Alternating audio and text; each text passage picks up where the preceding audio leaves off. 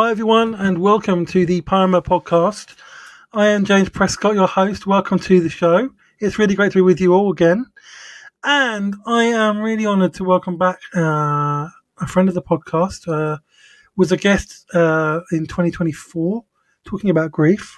And now he's made two films. He's made one film about grief, and he's making another one. So we're going to talk about grief a bit today and talk about that movie. So welcome, John Bregel. What's up, James? Thanks for having me back on the podcast. Pleasure to be here. Yeah, it's great to have you back.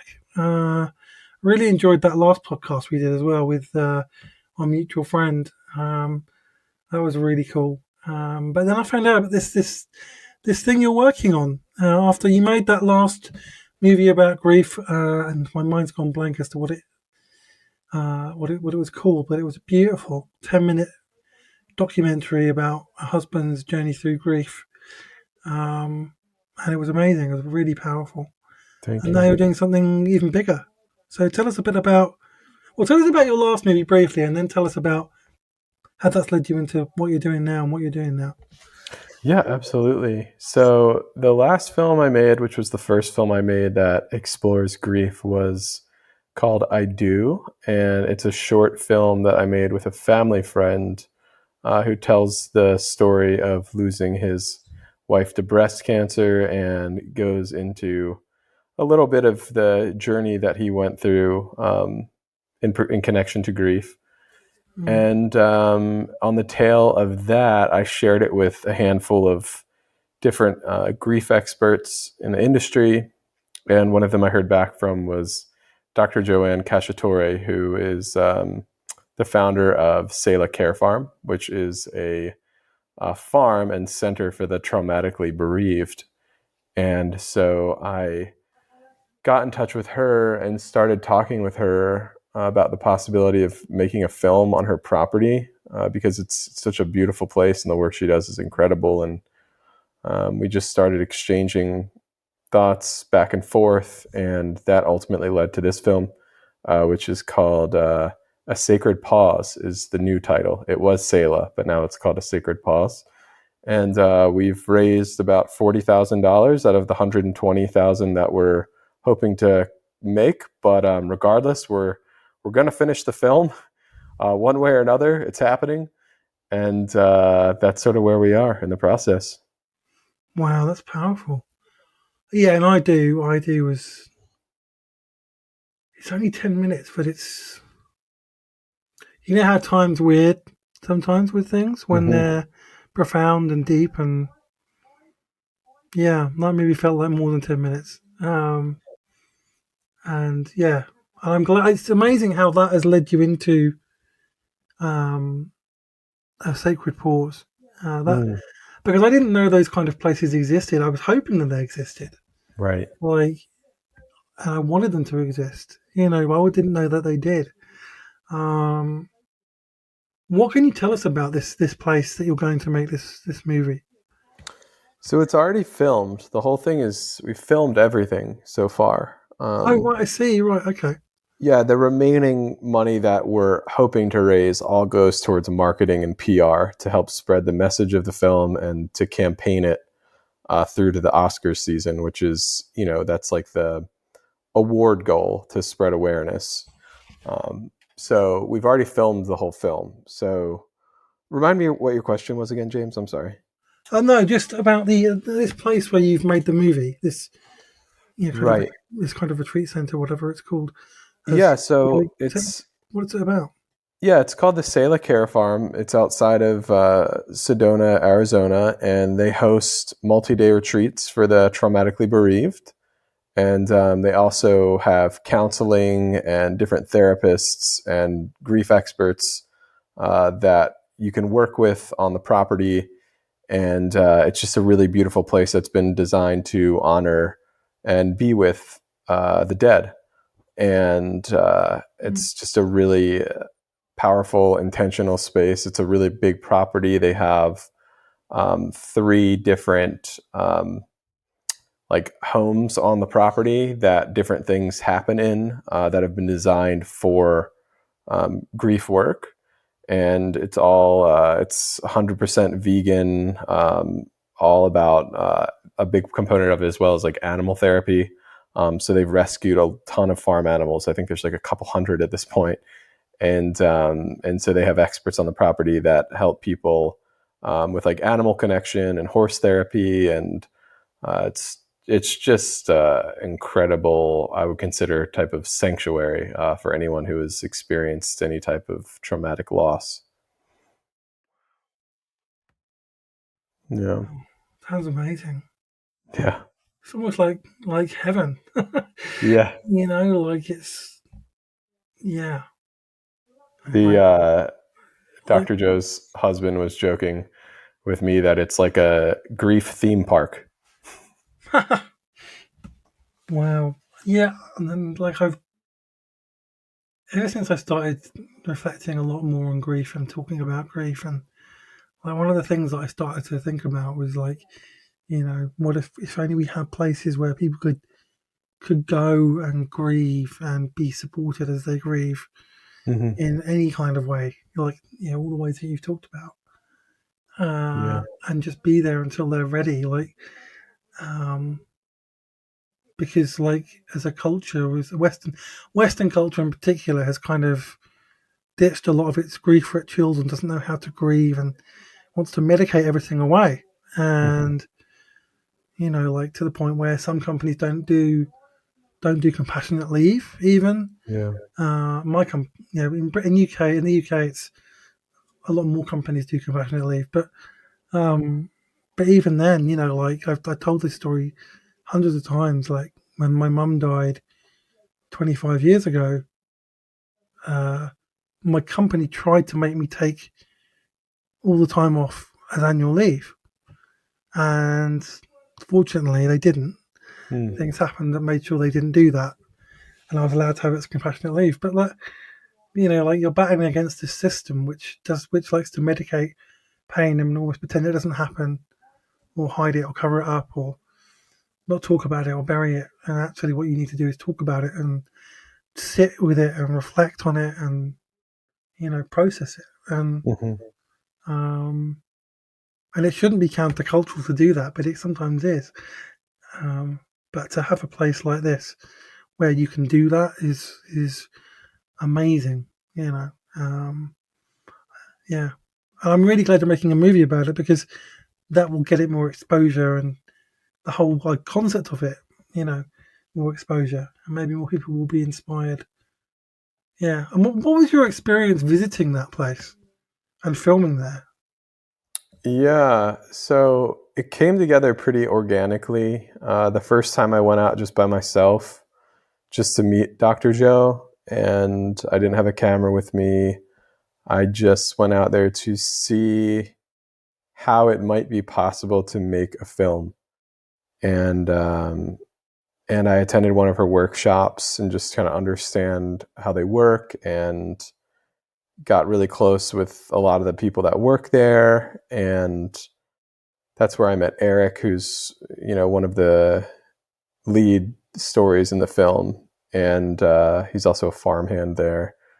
And so I went there just to see if it was possible and to meet with Dr. Joe in person and just get a feel for like how we could do this in a way that honors the people in the film and their loved ones who'd passed away. And so I went there without any type of plan necessarily to know what the outcome of the film was going to be, but through sitting down with Dr. Joe, relatively quickly, I would say within 5 minutes, we determined how we would make this film in a way that was respectful. And she brought up the idea of like, well, what if we just took one of my workshops and sort of gave you some padding in between the different segments so that you all can get what you need to get and get the cameras in the right place and so on and so forth. So that was the idea. And we worked very closely with Dr. Joe and to design the workshop so that we could actually tell the story that needed to be told and communicated. And while still being completely present to everyone's stories outside of that as well. Mm, So there was that, and then there was also like the story of Dr. Joe and how she came into creating the farm, and then there's the story of Eric, who's one of the farmhands there, whose 3 children were murdered, and so you kind of get a really holistic picture of this place. Like the woman who started it, one of the primary farmhands on the property, who's really involved with the program, and then the actual 4-day retreat program, and you get to see everyone go through the retreat. So it's like a pretty layered look at what goes on at the care farm. Wow. And that, like, I know that, you've talked about your last time you were on the show, we talked about your own experiences with grief and, what you've learned.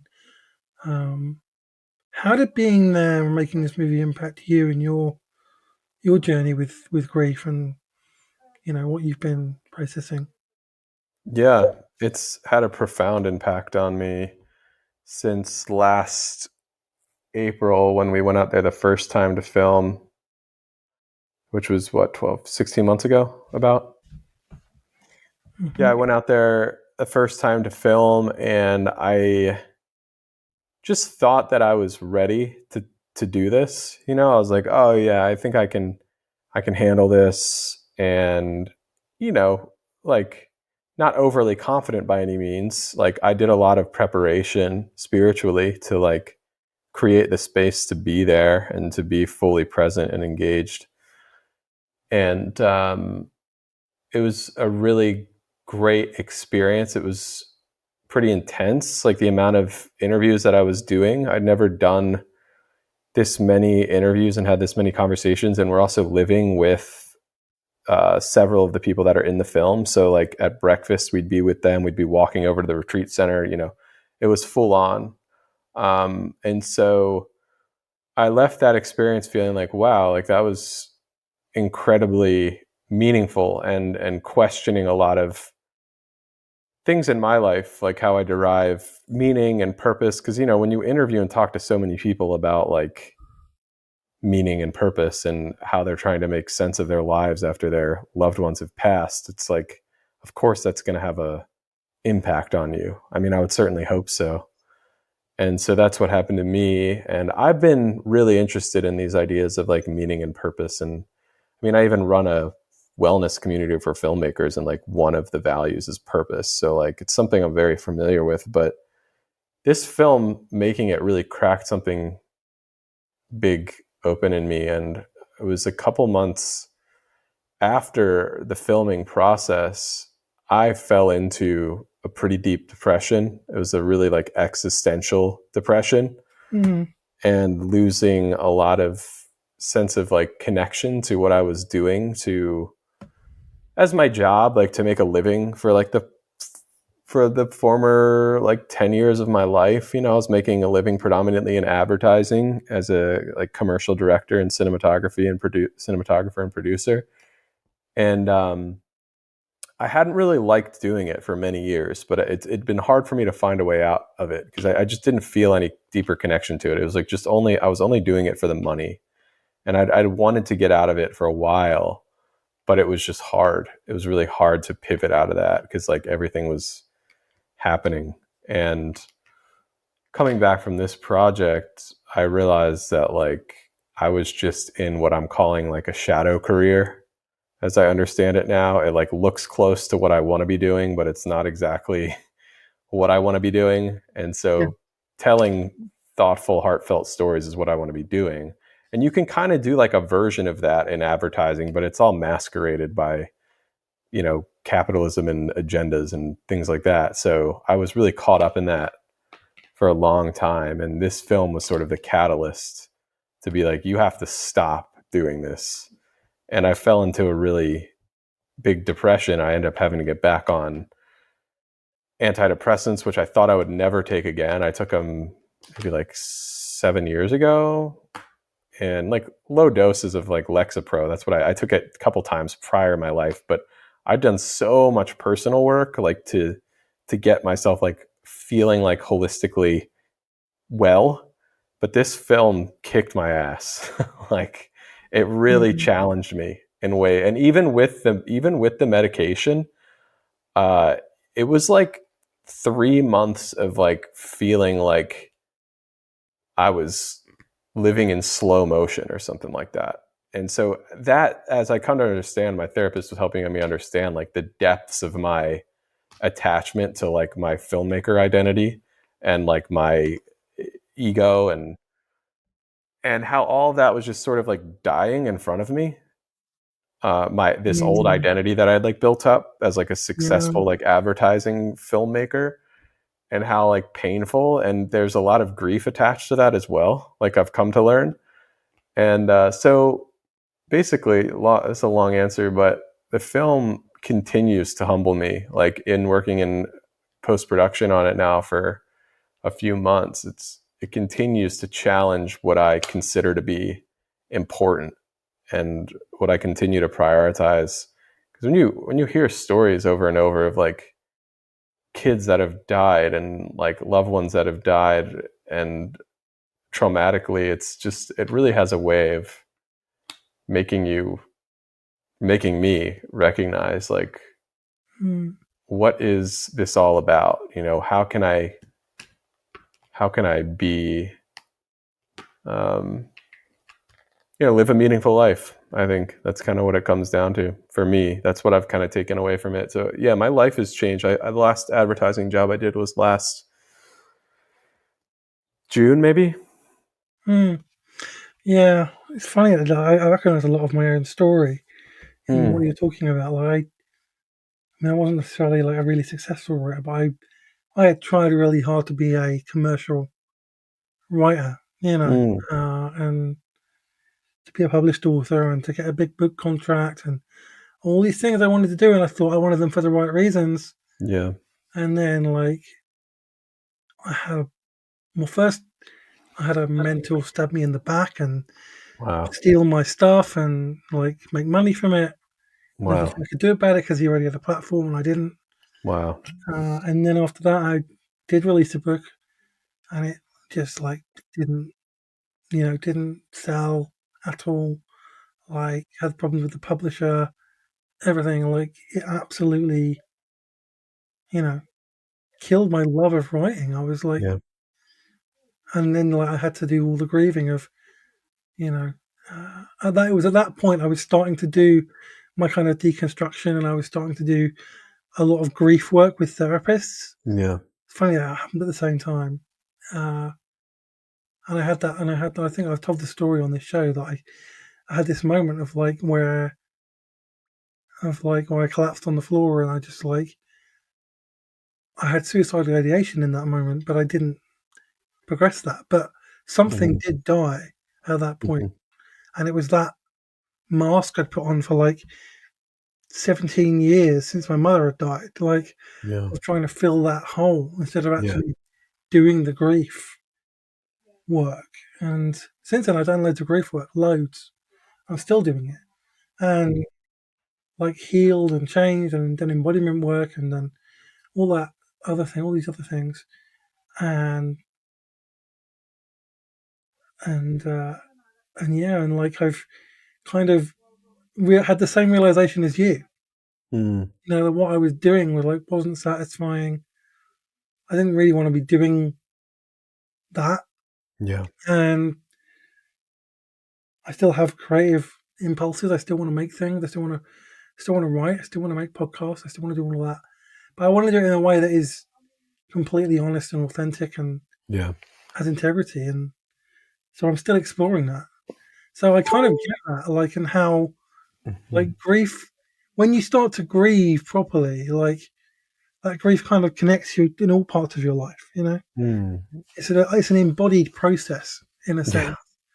Like, um, it kind of hits you in all different parts of your life. Like, you didn't even realize that where it was hitting, and you're grieving a whole load of other things as well as the person that you lost, right?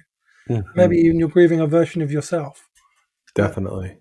that needs to die, but it's still a person that you were for a long time. So you've got to grieve that. Yeah. So absolutely, that resonates. Mm. And it's really cool that you found this project in the midst of that, like, or that this project was the thing that kind of really pushed that on, like, um, and that, yeah, it sounds really, obviously, it's really painful, but really healthy as well. It felt more like a calling, this project, than anything else. Like I knew that like this deeper, wiser part of me knew that there was a lot of wounds that haven't been addressed.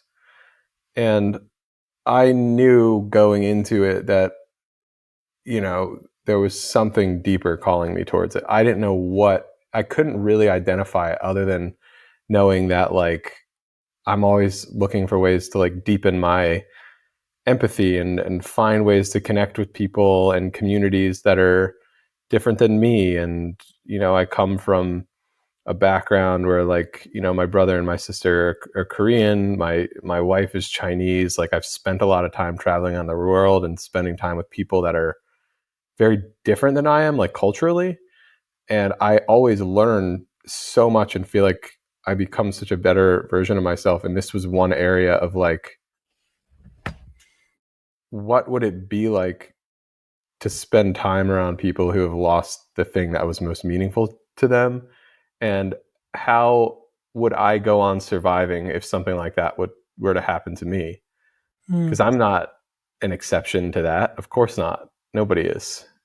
And so I was just thinking, what a incredible, tragic honor it would be to experience something like this. And I couldn't tell you again exactly what was calling me there, but coming out the other end, I'm like, oh, well, that's why I was being called there. That's Yeah, that's why yeah, I needed to have this breakdown, and this film led me there, or awakening, whatever you call it. yeah. No, that makes so much sense. Like, I've encountered so many people with the same story. Yeah, in community and in doing podcasts and Yeah. yeah, and obviously myself. Like, yeah, it's like you kind of have this encounter with grief, and then it kind of it tears you apart in the kind of the best possible way. In that, like, it opens you up. Like, I have found, like, grieving well connects you to your body and connects you to your consciousness and your core self and what matters. Mm-hmm. Like, in a way nothing else that I've ever experienced. Like, and that's not that I would choose to go through grief or choose to lose people, but like it's like that a Johnny Cash song, "Hurt," where Oh he my! I was says, just listening to that earlier today. like, It's and he so says, good. like, and it's one of my favorite songs, and like the line, like, if I could have if I could start again, I would keep myself. Like, Yeah, I'm like, I feel that so much. Like, I wouldn't want to change who I've become. yeah, Like, but at the same time, it's like, I wish if I could have, like, if I didn't, I would love to not have lost that person that I lost.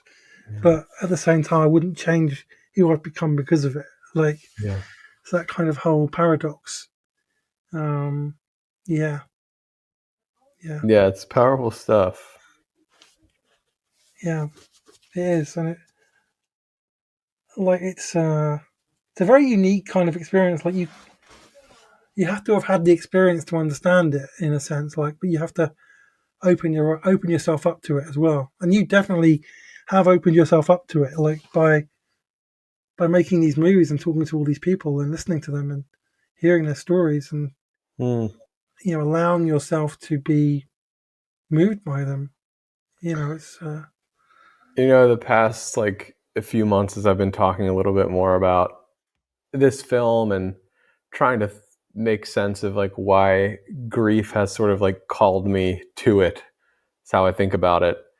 Is I've been thinking more and more of filmmaking as, like, journaling on steroids.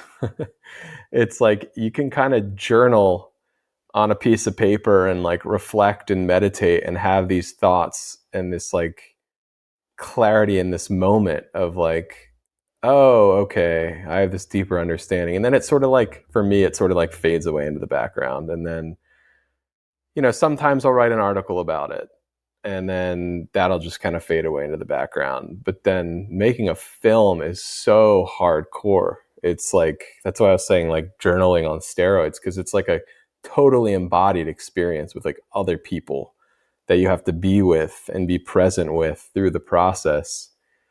And I can think every film that I've made that I've like really poured my heart into, I've come out of the other end like I just feel like a better person. And I think that's what I love so much about this type of filmmaking, not the commercial filmmaking.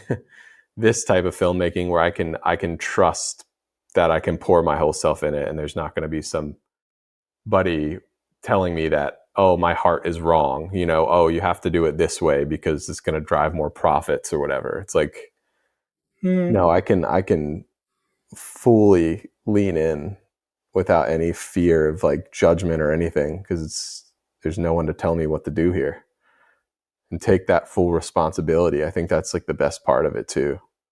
It's like if someone watches the film when it comes out and like has some serious issues, like, well, that's completely on me. That's completely on me to make sense of that and decide if I want to actually listen to it or not. But I love that. I love that responsibility of like being an artist and like that authorship. It's really meaningful.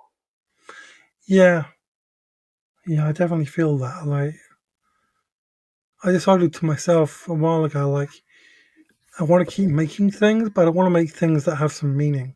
Yeah. Me, right? And Yeah. I don't want to make things that have meaning for only for somebody else or for profit. Or I'm not interested in that. I'm not even interested in making money from art. Actually, I just want to make it and share it with people. Like, I have ideas for things. Yeah. I'm not ready to make yet, but the ideas are gestating. They're there. Like, and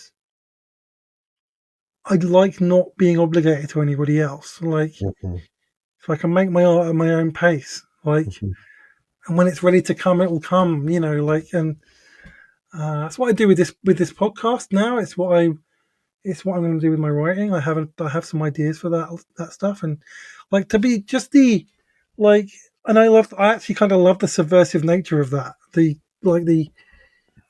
can just like I could just write an entire book, not tell anyone I've written it. Yeah. Like, get it edited and everything, get someone to design it exactly the way I want it to be designed. Like, and just randomly put it out and not tell anyone until the day it comes out. Yeah. Like, and just like it's just like nobody knew I was doing this, and I didn't want anyone to know, and here it is, and I don't care what happens to it, because I made it, and I'm proud of it, and I love it, and I'm excited for other people to see it, but I don't need their validation for it to be fulfilling for me, because it's just that I made it the way that I wanted it to be made, and I know that it's good, and I know that I'm proud of it.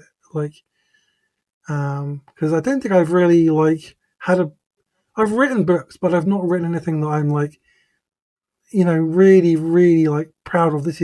I made this. I will stand by this forever. Like, I don't care if you don't like it. I love this. Like, and I want to make something like that. And I don't, and that's what art should be about. Like making something you believe in and that matters to you ultimately. Like, and if it matters to other people, that's great. Yeah. That's really cool, but it's not why you make things. Yeah. I used to think of making things in that way, and I've since felt that it's quite backwards way to create, or at least to like be an artist, is to just make things that are like deeply personal and having faith that there's a universal audience there. I mean, we're all human, like we all have struggles. Like that's the unifying thread as far as I see it. And when you try and create something that just caters to a big audience from the get-go, and like that's the point. It's hard to for me, it was hard to find myself in that kind of way of thinking. It's like, because I'm making it for you, but the real art from me comes from like an inner Yeah. catharsis, like Hmm. an inner Yeah. depth. And so that's just how I've been thinking about making things the last like couple of years more. But back when I was doing advertising, and it's so easy to get stuck in a trap of making things with people telling you what to do, and then it becomes like super vulnerable to actually make something when there's nobody telling you what to do. Hmm. And I can see why I was stuck in that for so long. And I see why so many of my friends are stuck in that world of just making things for like brands and other people, because it's actually easy. There's really not much vulnerability in doing that, because Yes. someone else has the control, someone else has the power. So when you like step out and make something on your own completely, it's a really powerful shift that I've been experiencing the last couple of years. Yeah, and about something so important as well. Uh, like, and what is it? I mean, it's great that it's already made. Like, I was kind of, yeah. So we just need to get the money together so we can put this out so that people can see it, because like, it's ironic that the things that like we make that are close to our hearts are the things that people probably need to see more than Yeah, the commercial stuff. yeah, Because yeah, they're the best pieces of art are always, to me, the ones where you can tell it's true. You can tell, yeah, whatever yeah, it is, whether it's a bit of an album or a book or a movie or whatever, like you can always tell the integrity of the artist yeah, through the work. I think you can always feel it, sense it, yeah, in a good way and a bad way. Like, I mean, there's some movies that this was just made to make money. Like, they don't care about. There's no integrity. There's no story. There's no like art to this. Like, there's no meaning to this. It's just like, oh, this is an IP that can make money, and I'm just gonna yeah, make a bad movie, but people will go and see it anyway. Like, you know, fortunately, yeah, there are some IPs which have good storytellers and good directors on them, which is important. Like my favorite character is having a movie that's being made by a proper filmmaker, and yeah, it's a big IP, but it's a proper story about morality and kindness and yeah, love and stuff, which is important, right? Um, but only certain filmmakers can make those storytellers can tell those kind of stories where it's a good story and it's profound, but also it's going to do well with the commercial side as well. Like, yeah, that's a hard thing to do. I don't know how people do it, and I couldn't do it honestly.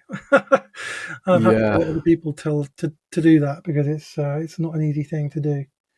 yeah. Those are the most successful, I would say, filmmakers, are the ones that can make something that's artistically respectable, but also can bring in a lot of money and apply to like a mass audience. Like that's a I think about David Fincher a lot with stuff like Fight Club and Oh wow, The Social Network, and yeah, he's made some great movies. Yeah, gosh, yeah, he's so, I mean, I can't say I love all of his movies, but like the way that some of his films are just like pieces of art, and just like, and it made all this money too. I'm like, wow, that's the next level yeah. He's great. genius. Well, I'm a big fan of Christopher Nolan. Which Uh, one? Christopher Nolan.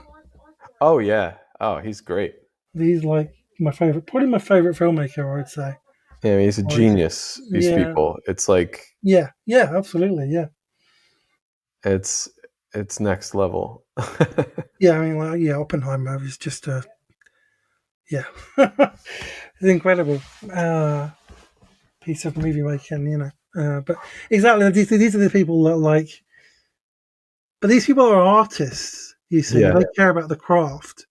Like, yeah, I've seen Christopher Nolan at like movie making like events and stuff, speaking, and He's like really talking about the craft of movie making and the importance Mhm. of using film, and like, Yeah. you know, what going to the cinema is so important, and like, you know, keeping the old kind of traits of the arts of filmmaking are alive, you know. Yeah. It's like, it's definitely not a, it's like a craft for him. Hmm. Like, it's not a commercial. I mean, obviously the commercial stuff is great, like in terms of, like, you know, you make a lot of money, and you know, but uh his whole purpose in getting into movies wasn't to make money; it was to pursue the craft Yeah. of movie making and Yeah. storytelling, and he's really good at it. Yeah. Yeah. He's unreal. So yeah. So like, what's the final thing? Like, what's the biggest lesson that you've learned through this whole process of making this movie and spending time with these people?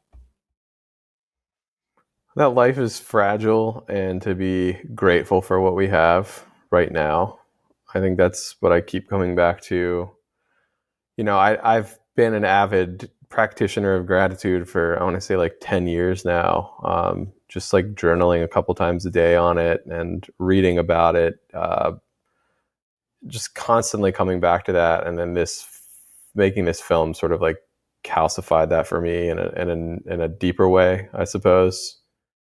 Is Mm, that you know, when you spend time on a property like that and making a film like that, it's like you can't help but feel grateful for what you have, and it's hard to like legitimately complain about things that are just like modern inconveniences, and certainly I do all the time, you know, but I, at least I think I have this sort of deeper knowing at this point now of like, dude, you got to chill. Like, it's not a big deal, you know, like yeah, relax, like think about, like, I don't know. It's just, so yeah, I think that's like the biggest thing that's just like stuck to my heart through this whole process. And I hope it continues to stay with me. So yeah. fantastic, Mhm. fantastic. Yeah. Oh, thank you, John, and also tell us about the GoFundMe for people, where people who want to support this movie Yeah. being released. Like, where can people go to support it? Absolutely.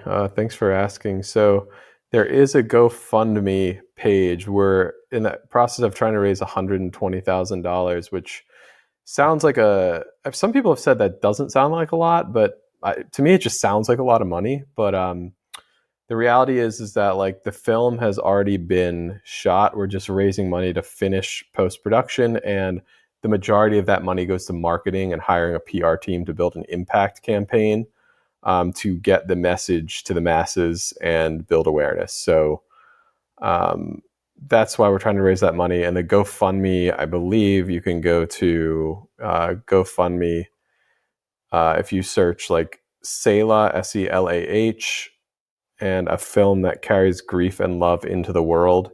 You can see the GoFundMe there. The hyperlink's pretty long, but if you search Selah, a film that carries grief and love into the world on GoFundMe, you'd be able to find it. So uh, and then the trailer's on there as well. So you can check out the trailer to the film and learn a little bit about the film and the journey that it's been on so far. Fantastic. Do check that out, and share it around as well. Get other people involved. I've been sharing it on my socials, and I will keep sharing it on my socials. And hopefully, this does a bit of good in that department as well. So, because we definitely want to see this movie out in the world and people being impacted by it. So, and having seen the trailer, I can assure you, yeah, it's even the trailer is deeply profound and moving. So, yeah, thank you, John, for making this movie, and also for coming on today. It's really great to talk to you again. Yeah, thank you, James, and thanks for respecting the time slot. I can't tell you how often I'll do conversations with people and it just goes, and I'm like, I'm sorry, I gotta go. So I appreciate you respecting the time. It means more Absolutely, than you yeah, know. golden rule of being podcasting. So, Oh yeah. yeah, so thanks everyone for listening, and take care, and we'll talk soon.